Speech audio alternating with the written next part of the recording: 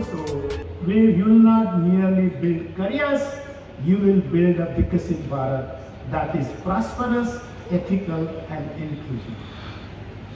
Jai Hind, Jai Jai Maharashtra. And finally, I will say something in Sanskrit because that is what I studied. Ano Bhadra Prituvo Yamugeshwata. This is from Rigveda, meaning what? Let the noble thoughts come to us from all directions. उपस्थित सर्व मान्यवर, विद्यापीठ अधिसभा सदस्य, व्यवस्थापन परिषद, विद्यापरिषदेचे सदस्य, विद्यापीठातील सर्व अधिकारी, वेगवेगळ्या मंडळाचे संचालक व प्रशासकीय सेवक, संस्थाचालक, प्राचार्य, प्राध्यापक, स्नातक विद्यार्थी व विद्यार्थिनी, तसेच पालक, माध्यम प्रतिनिधी आणि बंधू भगिनींनो, आजच्या दीक्षांत सोहळ्यामध्ये सर्वांचं मनपूर्वक स्वागत. आजच्या या समारंभाच्या अध्यक्षपदावरून आपणा सर्वांना संबोधित करताना मला मनस्वी आनंद होत आहे.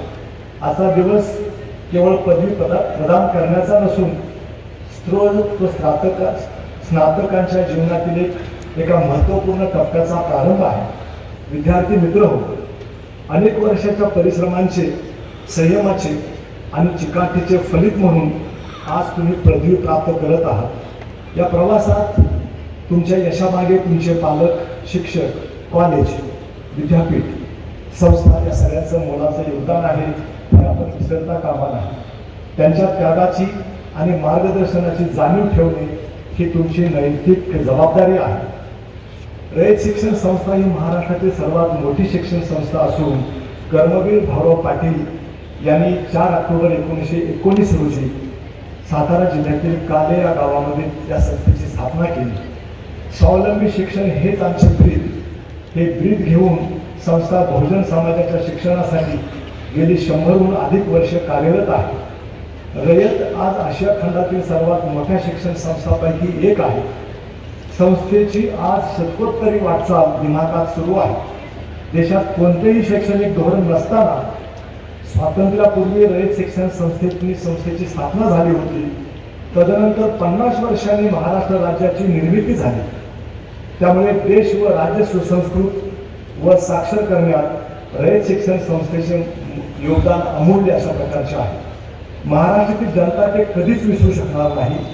आजचा हा दिवस आपल्या सर्वांसाठी अभिमानाचा आहे.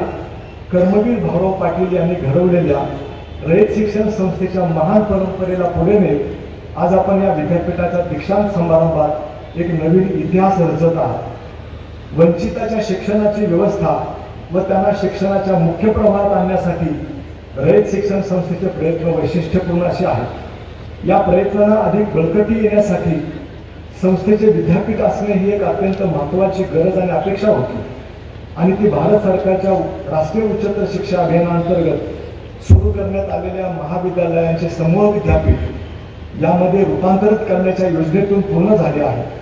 27 ऑक्टोबर 21 रोजी महाराष्ट्र शासनाच्या विद्यापीठ कायद्यानुसार या विद्यापीठाची सार्वजनिक विद्यापीठ म्हणून निर्मिती करण्यात आली आहे. रयत शिक्षण संस्था ही या विद्यापीठाची पालक संस्था आहे.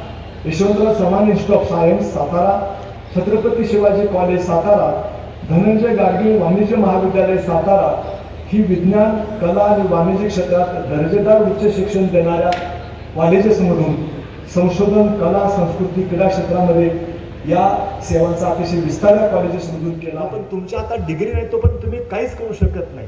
ना जॉब करू शकत नाही, ना तुम्ही व्यवसाय करू शकत नाही, ना तुम्हाला बँका कर्ज देऊ शकते. So degree is a basic. कुठली डिग्री ही सुद्धा तुम्ही एखादा प्रोफेशन निवडू शकता. तुम्ही प्रोफेशन निवडून त्याच्यामध्ये करिअर करू शकता. तुम्ही चार्टर्ड अकाउंटंट होऊ शकता. तुम्ही कंपनी सेक्रेटरी होऊ शकता.